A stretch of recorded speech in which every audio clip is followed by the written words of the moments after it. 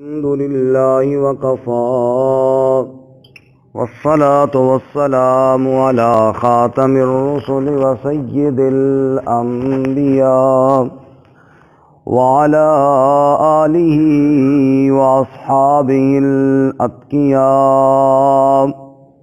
أما بعد فأعوذ بالله من الشيطان الرجيم بسم الله الرحمن الرحيم هو الذي أنزل عليك الكتاب منه آيات محكمات هن أم الكتاب وأخر متشابهات فأما الذين في قلوبهم زيغ فيتبعون ما تشابه منه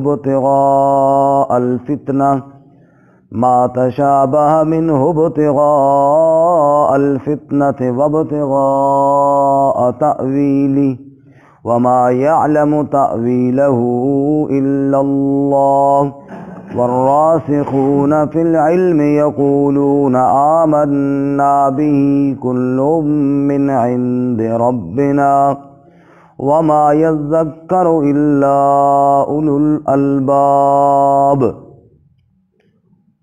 هو الذي أنزل عليك الكتاب اللہ کی وہ ذات ہے جس نے نازل کیا آپ صلی اللہ علیہ وسلم پر کتاب کو منہ آیات محکمات بعض ان میں محکم آیات ہیں ہن ام الکتاب وہی ہے اصل کتاب وَأُخَرُ متشابہات اور کچھ دوسری متشابہات ہیں فَأَمَّا الَّذِينَ فِي قُلُوبِهِمْ زَيْغٌ پس وہ لوگ کہ جن کے دلوں میں کجی ہے فَيَتَّبِعُونَ مَا تَشَابَهَ مِنْهُ پس وہ اتباع کرتے ہیں جو متشابہات ہیں ان میں سے ابتغاء الفتنہ فتنہ تلاش کرنے کے لیے وابتغاء تأویلہ اور ان کی تعویل تلاش کرنے کے لیے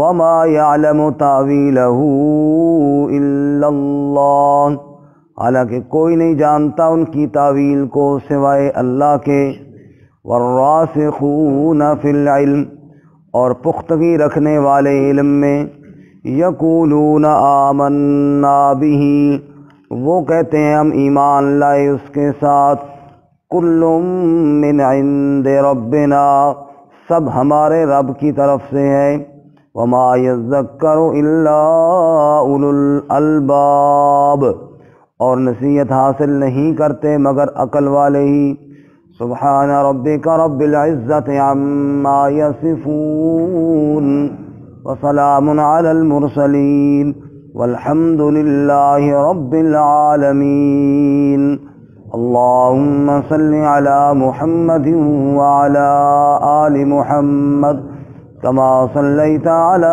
ابراہیم وعلى آل إبراهيم إنك حميد مجيد اللهم بارك على محمد وعلى آل محمد كما باركت على إبراهيم وعلى آل إبراهيم إنك حميد مجيد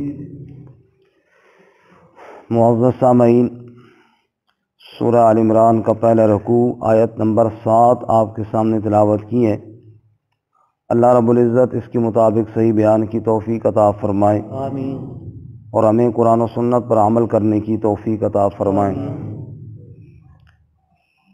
اس سے قبل آپ حضرات کی خدمت میں عرض کیا سورہ آل عمران میں اہل کتاب کے شبہات کے جوابات ہیں۔ کچھ شبہات ان کے اللہ کی توحید سے متعلق اور کچھ جناب رسول اللہ صلی اللہ علیہ وسلم کی رسالت سے متعلق ہے۔ ان شبہات میں سے جو توحید سے متعلق ہیں، پہلا شبہ حضرت عیسیٰ علیہ السلام کے متعلق تھا، کیونکہ نصارہ کا یہ عقیدہ اور نظریہ تھا کہ حضرت عیسیٰ علیہ السلام نعوذ باللہ اللہ تعالیٰ کے بیٹے ہیں، جبکہ قرآن کریم نے بہت واضح طور پر تردید کی ہے۔ عیسیٰ علیہ السلام مریم علیہ السلام کے بیٹے ہیں، اللہ تعالیٰ کے بندے اور اللہ تعالیٰ کے رسول اور اللہ تعالیٰ کے برگزیدہ انسان تھے، لیکن اللہ تعالیٰ کے بیٹے نہیں تھے۔ شبہ یہ تھا کہ قرآن کریم میں عیسیٰ علیہ السلام کے لیے روح اللہ کہا گیا ہے۔ فرمایا عیسیٰ علیہ السلام کیا ہیں؟ اللہ تعالیٰ کی روح ہیں، اللہ تعالیٰ کا کلمہ ہے، کلمۃ اللہ کہا گیا ہے۔ اور ہم کہتے ہیں عیسیٰ علیہ السلام اللہ کا بیٹا ابن اللہ ہے، تو الفاظ قریب قریب ملتے جلتے ہیں، مفہوم کلمۃ اللہ ہے، اللہ کا کلمہ ہے، اللہ تعالیٰ کا روح ہے، تو ہم کہتے ہیں اللہ کا بیٹا ہے۔ اس کا جواب یہ دیا کہ قرآن کریم کی آیات دو قسم پر ہیں، ایک محکمات اور دوسری متشابہات۔ محکمات وہ آیات ہیں جن کا حکم، جن کا معنی، جن کا مفہوم بالکل واضح ہے، جیسا کہ قل هو اللہ احد اللہ الصمد لم یلد ولم یولد، نہ اس سے کوئی جنا گیا اور نہ وہ کسی سے جنا گیا، ولم یکن لہ کفوا احد، اس کا کف ہی کوئی نہیں، قبیلہ ہی کوئی نہیں، مثال ہی کوئی نہیں۔ یہ آیات کتنی واضح اور کتنی محکم اور کتنی صاف بتا رہی ہیں کہ اللہ کی کوئی اولاد نہیں ہے۔ انا یکون لہ ولد ولم تکن لہ صاحبہ، بڑی واضح طور پہ بتا رہی ہے آیت اللہ کی اولاد کیسے ہوگی، اس کی تو بیوی کوئی نہیں۔ بہت واضح طور پر اللہ تعالیٰ وضاحت فرما رہے ہیں کہ میری کوئی اولاد نہیں۔ ایک طرف تو یہ آیات ہیں جن میں واضح طور پر تردید کی جا رہی ہے کہ اللہ کی اولاد نہیں ہے۔ اسی طرح عیسیٰ علیہ السلام کی زبان سے جو کلمات صادر ہوئی، ان اللہ ربی و ربکم فاعبدوہ ھذا صراط مستقیم، وہ کہہ رہے ہیں اللہ میرا بھی رب ہے، اللہ تمہارا بھی رب ہے، اسی کی عبادت کرو، یہی سیدھا راستہ ہے۔ واضح طور پہ فرما رہے ہیں کہ میرا رب اللہ تعالیٰ ہے، وہ یہ نہیں فرما رہے نعوذ باللہ کہ اللہ تعالیٰ میرا باپ ہے، کہہ رہے ہیں اللہ میرا رب ہے۔ اسی طرح سورہ مریم میں عیسیٰ علیہ السلام کی جو گفتگو ہے پہلے دن کی، جب حضرت مریم علیہ السلام پر لوگوں نے شک کیا اور اعتراض کیا، تو عیسیٰ علیہ السلام نے بول کر جو صفائی دی، قال انی عبد اللہ، ابن اللہ نہیں کہا، اللہ کا بیٹا نہیں کہا، بلکہ فرمایا انی عبد اللہ، میں اللہ کا بندہ ہوں۔ ایک طرف تو یہ واضح آیات ہے، عیسیٰ علیہ السلام کے اپنے بیانات اپنے بارے میں کہ میں اللہ تعالیٰ کا بندہ ہوں، اور اللہ تعالیٰ کا اپنا واضح تعارف کہ میری کوئی اولاد نہیں ہے۔ اسی طرح عیسیٰ علیہ السلام کی والدہ مریم علیہ السلام کے بارے میں قرآن بہت واضح طور پر فرماتا ہے، کانا یأکلان الطعام، عیسیٰ علیہ السلام مریم علیہ السلام وہ کھانا کھایا کرتے تھے، اور جو معبود ہوتا ہے وہ کھانا نہیں کھاتا، وہ کھلاتا تو سب کو ہے، خود کھانے سے پاک ہے۔ یہ ساری آیات کتنی واضح طور پر بتا رہی ہیں کہ اللہ کی اولاد کوئی نہیں ہے، اللہ رب العزت حسب نسب سے پاک ہے، اس کا کف قبیلہ کوئی نہیں ہے، وہ بے مثل اور بے مثال ہے۔ دوسری طرف ایک لفظ ہے کلمۃ اللہ، اللہ کا کلمہ۔ ہاں دیکھو جی اللہ کی اولاد ہے نا، کیوں جی کلمۃ اللہ ہے۔ او اللہ کے بندو، کتنی واضح آیات کو تم چھوڑ کر کلمۃ اللہ کا معنی، کلمہ کا معنی بیٹا تو نہیں ہوتا نا، کلمہ کا مطلب یہ بھی ہے انما امرہ اذا اراد شیئا ان یقول له کن فیکون، یہ کلمہ ہے کہ ہو جا وہ ہو جاتے ہیں۔ اللہ نے اپنے کلمے سے پیدا کیا، اپنے امر سے پیدا کیا۔ روح منہ، اللہ کی طرف سے روح ہے تو روح اللہ کی جانب سے ہوتا ہے نا، وَيَسْأَلُونَكَ عَنِ الرُّوحِ قُلِ الرُّوحُ مِنْ أَمْرِ رَبِّي، مریم علیہ السلام کے بطن میں بغیر شوہر کے ملاپ کے اللہ تعالیٰ نے ایک جان کو پیدا کر دیا، تو یہ اللہ کا روح ہے، اللہ کا امر ہے۔ اس سے یہ کہاں سے ثابت ہو گیا کہ اللہ تعالیٰ کا بیٹا ہے؟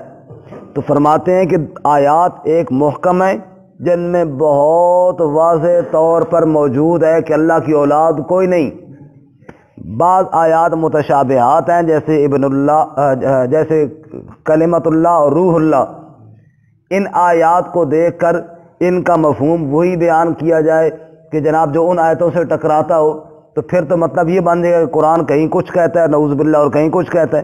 ایک جگہ تو اللہ کہہ رہے ہیں میری اولاد کوئی نہیں، اور دوسری جگہ عیسیٰ علیہ السلام کو اپنے بیٹا بتا رہے ہیں۔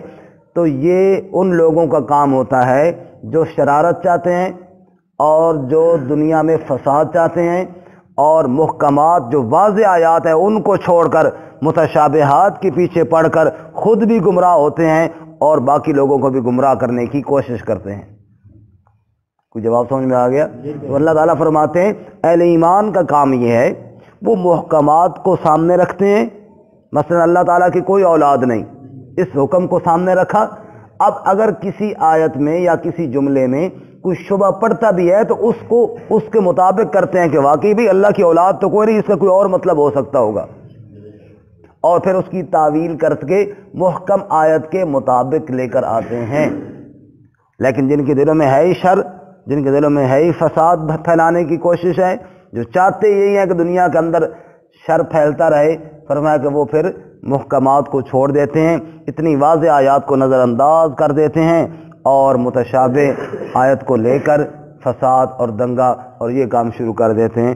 اللہ تعالیٰ ہماری حفاظت فرمائے۔ اب آیت کی طرف دیکھیے جی، هو الذی انزل علیک الکتاب، اللہ کی وہ ذات ہے جس نے نازل کیا آپ صلی اللہ علیہ وسلم پر کتاب کو۔ کتاب کو اتارنے والا کون؟ اللہ۔ منہ آیات محکمات، بعض ان میں محکم آیتیں ہیں، مضبوط آیتیں ہیں۔ اب سورہ ہود کی شروع میں دیکھیے تو ہے کتاب احکمت آیاتہ ثم فصلت من لدن حکیم خبیر، یہ وہ کتاب ہے جس کی آیتیں بڑی محکم اور مضبوط ہیں۔ اور سورہ زمر میں اللہ فرماتے ہیں کتاب متشابہا مثانی تقشعر منہ جلود الذین یخشون ربہم، یہ وہ کتاب ہے جس میں متشابہات بہت زیادہ ہیں۔ اب توجہ کرنا، محکم ہے، متشابہ ہے۔ سورہ ہود کی ایک آیت میں فرمایا اس کی آیتیں محکم ہیں، اور سورہ زمر میں فرمایا متشابہ ہیں، اور یہاں پہ فرماتے محکم بھی ہیں متشابہ بھی ہیں۔ تو دو مطلب ہو گیا جی، توجہ کرنا، دو قسم کی آیات ہو گئیں۔ ایک تو وہ جن کا حکم بالکل واضح ہے، یہاں محکم واضح کے معنی میں ہے، یہاں محکم کس معنی میں ہے؟ بعض آیات وہ ہیں جن کا حکم بالکل واضح ہے، جیسے ابھی میں نے آپ کو چند آیات پڑھ کر سنائی کہ اللہ کا کوئی شریک نہیں، اللہ کی کوئی اولاد نہیں، اللہ کا کوئی کف نہیں، اللہ کی کوئی مثل نہیں، اللہ کی کوئی مثال نہیں، واضح آیات ہے محکم۔ بعض وہ جن سے شبہ پڑا جیسے کلمت اللہ اور روح اللہ، تو فرمایا کہ قرآن کریم میں بعض آیات محکم ہیں اور بعض متشابہات ہیں جن کا حکم واضح نہیں ہے۔ اور وہ جو سورہ زمر میں فرمایا کہ کتاب متشابہات ہے، اس کا مطلب یہ ہے کہ کتاب میں ایک مضمون چونکہ کئی دفعہ آتا ہے، بالخصوص ابھی رمضان آنے والے، پھر ہمیں لگیں گے متشابہ اور آپ کہیں گے ساجی داڑھی یاد نہیں کی تھی نے۔ تو قرآن کریم متشابہات کی کتاب ہے، ایک آیت کئی جگہ اللہ تعالیٰ اس کو بار بار دہراتے ہیں، مثانی، ایک مضمون کو بار بار دہرایا جاتا ہے، کئی دفعہ دہرایا جاتا ہے۔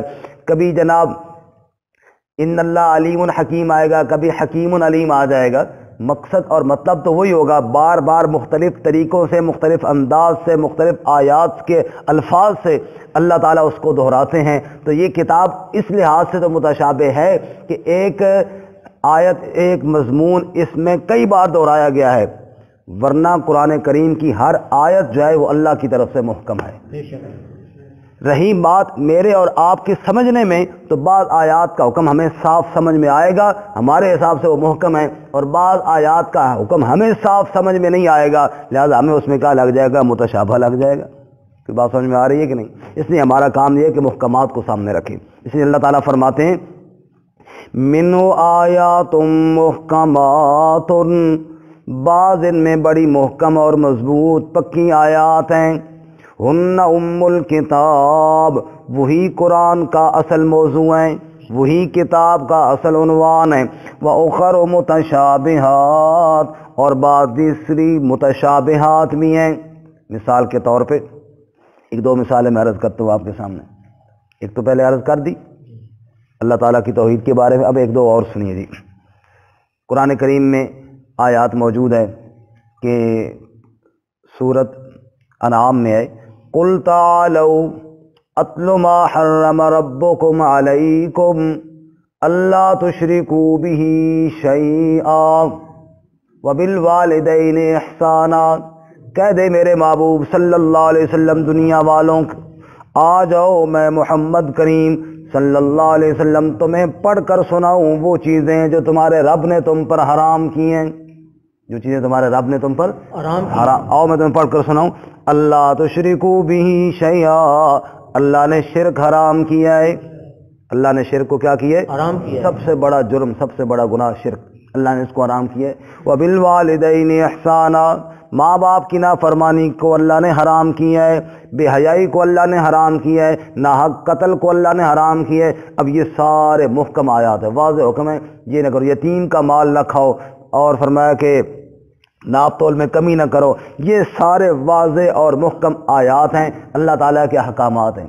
اب ہمیں چاہیے کہ ان پر عمل کریں، اور اگر کہیں کوئی ایسا مسئلہ ہمیں جو شک میں ڈالے کہ نہیں یار شرک کرنا چاہیے، اس کی تعویل کرے ہوئے نہ، شرک نہیں کرنا چاہیے بھائی، اللہ تعالیٰ تو کہہ رہے ہیں واضح میں نے شرک کو حرام کیا، تو دوسری جگہ اللہ حلال کیسے کہہ سکتے ہیں؟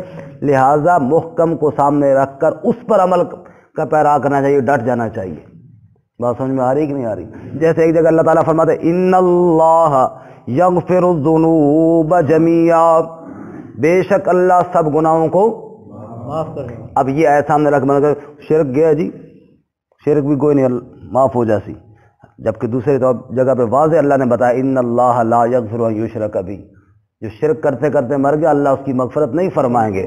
من یشرک باللہ فقد حرم اللہ علیہ الجنہ، اللہ نے اس پر جنت کو حرام کر دیا جس نے شرک کی ہے۔ لیکن اب اس ایک آیت کو لے کر بندہ جناب فضل منان صاحب، اس ایک آیت کو لے کر بندہ جناب ڈٹ جائے جناب بالکل اللہ تعالیٰ نے جناب سب کو معاف کرنا ہے تو شرک بھی گیا بخشا گیا، فرمایا ایسے نہیں ہے۔ بات سمجھ میں آ رہی ہے نا؟ آیات کو سامنے رکھیں گے پورے قرآن کو، پھر مسئلہ نکلے۔ اس لیے ہم کہتے ہیں نا، ایک آدمی نے کہیں سے کوئی آیت پڑھ لی، کہیں سے کوئی حدیث پڑھ لی، پورا مفتی بن جاتا ہے۔ کہاں پڑھی جی؟ فیس بک تو پڑھی ہے جناب۔ تو فرمایا تھوڑا گزارا کرو۔ وہ ایک آدمی انگلش اسکول میں پڑھی تھی نا درخواست چھٹی کی، تو دی ہیڈ ماسٹر صاحب گورنمنٹ ہائی اسکول راولپنڈی، تو چھٹی کی درخواست یاد کی تو کئی بار چلا گیا جہاں صاحب انگریزی میں باتیں کر رہے تھے، تو اس کو بھی تھا کہ مجھے بھی انگریزی آتی ہے، یاد تو ایک کو درخواست یاد کی ہوئی تھی اور تو آتا کچھ نہیں تھا، اور ایک کہانی یاد کی ہوئی تھی تھرسٹی کرو۔ تو جناب یہ جناب وہ گپ شپ انگلش میں کر رہے ہیں اور یہ کبھی ادھر چکر لگائے ان کے بیچ میں سے، کبھی میرے ساتھ بھی کوئی بات کریں، اب ان کو کیا لگے کہ یہ کون ہے۔ بالآخر ایک نے پوچھ لیا ابھی تمہیں کیا مسئلہ کیا ہے تجھے، تو بار بار ہمارے بیچ میں سے گھس کے گزرتا ہے، یہ تو شروع ہو گیا، چھٹی کی درخواست پوری سنا دی۔ تو دی ہیڈ ماسٹر صاحب گورنمنٹ ہائی اسکول راولپنڈی، جناب میں بیمار ہوں مجھے چھٹی چاہیے۔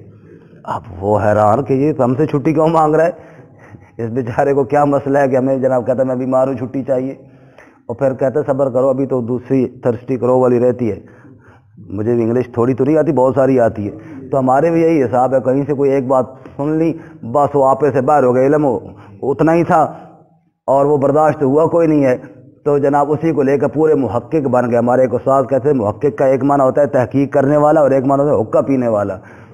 محقق حقہ پینے والا، حقہ پینے والے محقق بہت زیادہ نکل آتے ہیں پھر جناب، اور جناب وہ سمجھتے ہیں۔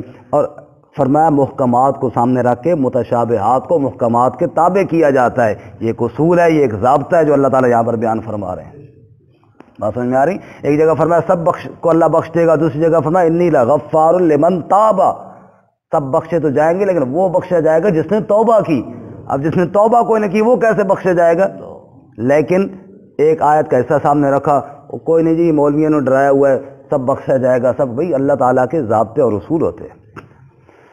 آگے اللہ فرماتے ہیں فَأَمَّا الَّذِينَ فِي قُلُوبِهِمْ زَيْغٌ، پس وہ لوگ کہ جن کے دلوں میں کجی ہے، ٹیڑھا پن ہے، فَيَتَّبِعُونَ مَا تَشَابَهَ مِنْهُ ابْتِغَاءَ الْفِتْنَةِ، بس وہ اتباع کرتے ہیں متشابہات کی فتنہ تلاش کرنے کے لیے۔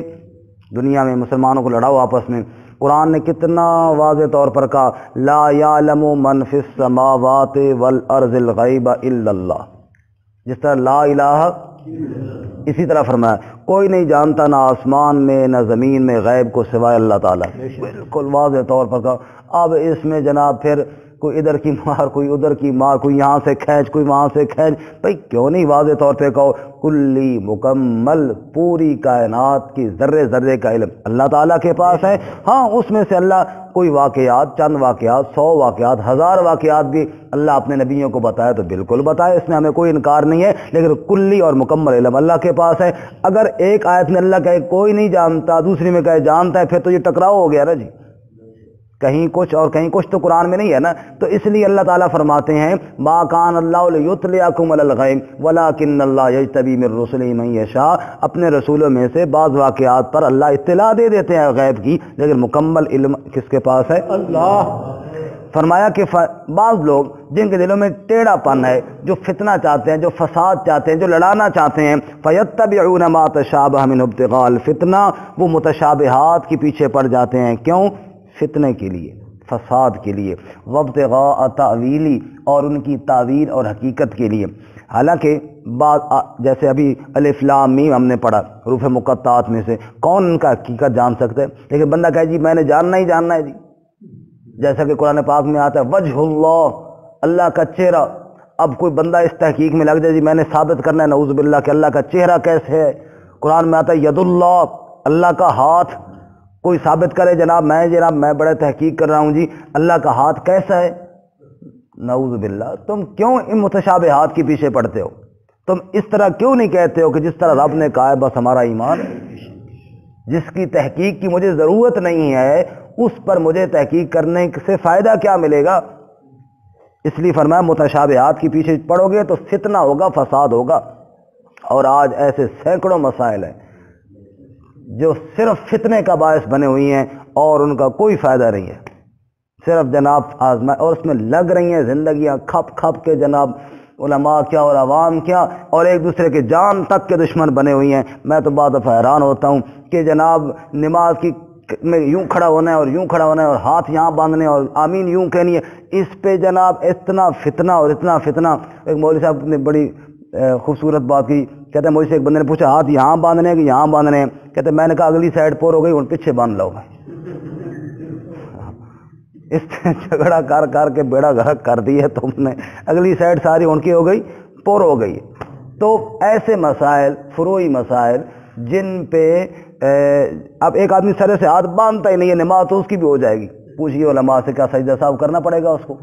ایک آدمی کے ہاتھ کھلے ہی رہ گئے، ہو جائے گی۔ اس لیے یہ ایک ادب جس کو بہتر سمجھتا ہے اس پر عمل کرے، اس پہ جناب کھینچا تانی اتنا اور جھگڑے اور فساد اور پتہ نہیں کیا سے کیا باتیں۔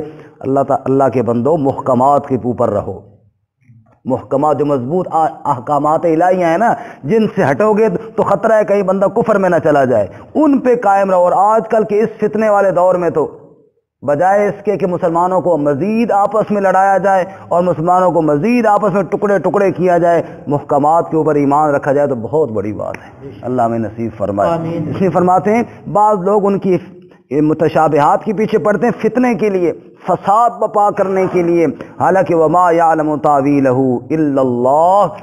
بعض ایسے احکامات بھی ہیں جن کی تعویل اللہ کے علاوہ اور کوئی نہیں جانتا، جیسا بھی میں نے مثال دی اللہ کا چہرہ کیسے ہے ہم میں سے کوئی نہیں جانتا، نہ دنیا کے کوئی آنکھ سمجھ سکتی ہے، نہ دنیا کے دماغ میں یہ آ سکتا ہے۔ اس لیے ہم ایمان میں کیا کہتے ہیں؟ آمنت باللہ کما ہوا، میں اللہ کو مانتا ہوں کیسے؟ کما ہوا، جیسا وہ ہے ویسا، جیسا ہے وہ ویسا۔ اب جیسے حدیث پاک میں آتا ہے رات کے آخری پہر میں اللہ تعالیٰ آسمان دنیا پہ آ کے صدا لگاتا ہے۔ اب نعوذ باللہ معاذ اللہ کا آنا ہمارے آنے کی طرح تو نہیں ہے نا جی، لیکن اب اس میں اگر کوئی پڑ جائے تو کیا ہوگا؟ گمراہ ہوگا، خود بھی ہوگا، دوسروں کو بھی گمراہ کرے گا۔ اسی طرح جناب روح کی حقیقت، وَيَسْأَلُونَكَ عَنِ الرُّوحِ قُلِ الرُّوحُ مِنْ أَمْرِ رَبِّي وَمَا أُوتِيتُم مِنَ الْعِلْمِ إِلَّا قَلِيلًا۔ روح کے بارے میں پوچھتے روح کیا چیز ہے؟ فرمایا یہ رب کا امر ہے اور تمہیں علم تھوڑا دیا گیا ہے اس کے بارے میں۔ گویا کہ اللہ کہہ رہے زیادہ اس میں نہ پڑھو، تمہیں نہیں ہے، لیکن اس میں پورے جناب آج کل ایک موضوع بنائے اور باقاعدہ جناب بحثیں ہو رہی ہیں اور باقاعدہ مناظروں کے چیلنج ہو رہے ہیں اور پتہ نہیں کیا لوگ جناب عوام کو پھر اتنا تحقیق تو ہوتی کوئی نہیں ہے اور عوام خوش اسی بات پر ہوتی ہے جیسے لوگ بٹیرے لڑاتے ہیں اور مرغے لڑاتے ہیں، مولوی بھی لڑتے رہے تو بڑا شغل ہے جناب۔ تو اللہ تعالی ہمیں متشابہات کے پیچھے پڑھ کر جھگڑوں سے اجتناب کی توفیق عطا فرمائے۔ تو فرماتے ہیں والراسخون فی العلم، جو علم میں پختگی والے ہیں نا، یقولون، وہ کہتے ہیں آمنا بہ، ہم اس پر ایمان رکھتے ہیں، کل من عند ربنا، کل من عند ربنا، سب ہمارے رب کی جانب سے ہے۔ اگر رب نے یہ کہہ دیا کہ اللہ کا چہرہ، اللہ کا ہاتھ یا عیسیٰ روح اللہ کلمۃ اللہ، ہمارا اس پر ایمان ہے، لیکن محکم آیات میں واضح اللہ نے بتایا کہ میری مثل کوئی نہیں، میری اولاد کوئی نہیں، میرا شریک کوئی نہیں، ہمارا اس پر بھی ایمان ہے، اس پر ایمان ہے اور اس کو اس کے تابع کر کے مانیں گے۔ وما یذکر الا اولو الالباب، نصیحت عقل والے ہی حاصل کرتے ہیں۔ نصیحت کون حاصل کرتے ہیں؟ عقل والے ہی حاصل کرتے ہیں۔ قرآن بڑی سیدھی راہیں دکھاتا ہے، لیکن عقل کا ہونا اس میں کیا ہے؟ ضروری ہے۔ اللہ تعالی ہمیں قرآن و سنت پر عمل کی توفیق عطا فرمائے۔ ترجمہ دوبارہ سنیں۔